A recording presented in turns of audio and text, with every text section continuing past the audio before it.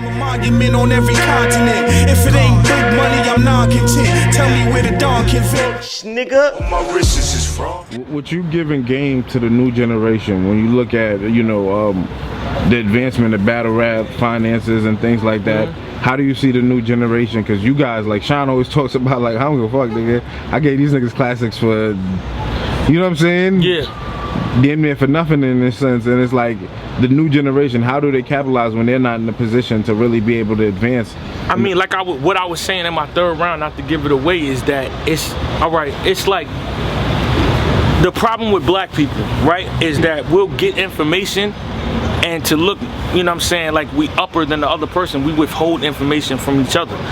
That's the same thing in battle rap. That's the same thing with business. That's why my whole third round was URL tricks you, not URL tricks you. I don't even want to use that word. Shout out to URL. But what I mean by it is that they'll convince you in the campaign, because that's what they're supposed to do.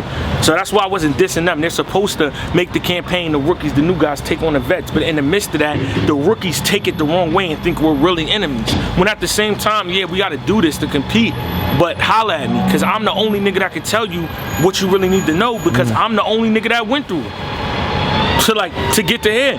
So they shy away from that, and then they wind up having a chip on their shoulder. And then on the vet side, what I will say is, then some of us feel too cocky, so we withhold the information to say, yo, we're higher than niggas. And that comes from times when you gave somebody information and then they turned their back on you, or they showed you wasn't loyal. So when you got burned so much, now you just got this whole thing, I'm in for it myself. But I feel like the only way we could grow in general as people is if we share that information.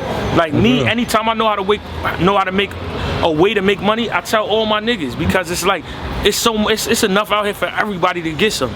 So I'm not gonna withhold from it. Now, you know what's so crazy about that? Once you give everybody that same knowledge on how to make the bread, you'll be surprised how many niggas put in the work and actually go through with it. So you don't even have to be a shiesty nigga, because you can tell anybody game, only few gonna pick up from that game and take it. So that's my thing in battle rap. Let's compete, let's go at it, let's face each other. But for the rookies that really need advice, holla at niggas, man. Don't get caught up into WWE, because them niggas still talk after the match. And niggas, you get what I'm saying? Niggas give niggas advice, what you need to make it in this game.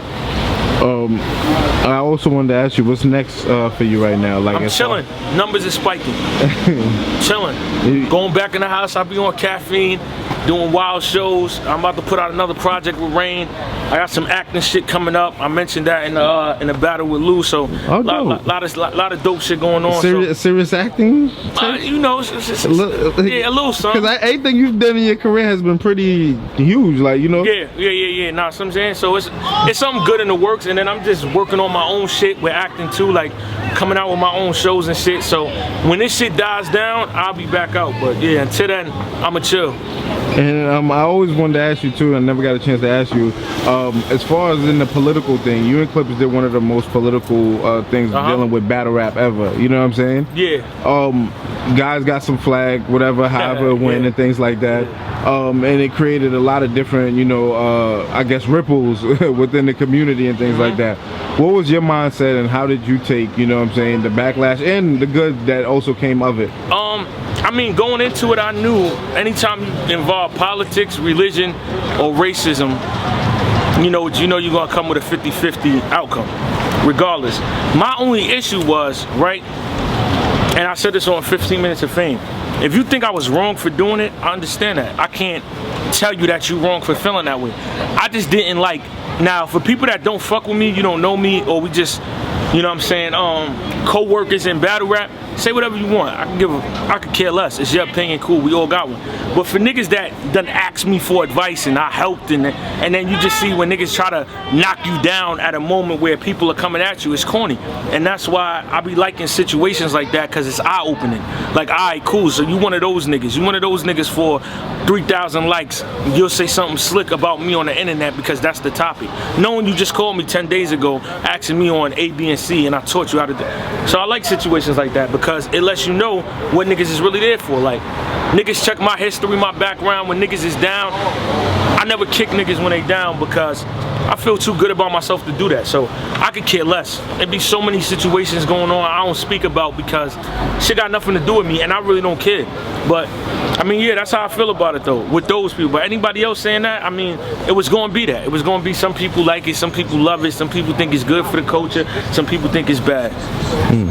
And Same thing with your battles. Yeah. Last thing I want to ask you is, as far as 2021 battling, there's a lot of, you know, conversations of, you know, you battling, you know, the GOATs, man. It's time for you to get, you know, I mean, this those right here, challenges that matter. Yeah, it sounds crazy, but this battle right here was the start of the new shit that I'm working on. So niggas gonna have to come outside. That 2-on-2 still gotta happen, and eventually one of them niggas gotta see me one up, man. So you and Hollow? Nah, I'm gonna leave that to Sean. Lux, Mook. Okay. Lux, Mook, eventually. And it's not a call out, it's no credit. Salute to Mook's last performance for pushing the culture forward. He was phenomenal. Salute to Lux for what he did. I don't got nothing bad to say about niggas. I want those battles to test myself. So however that shit can get set up, whenever it can get set up, if it can get set up, put all that out there, we can do it. And if not, I'm gonna still be doing my shit regardless. But it's something I would like to do though at this point, because I feel like I'm ready at this point.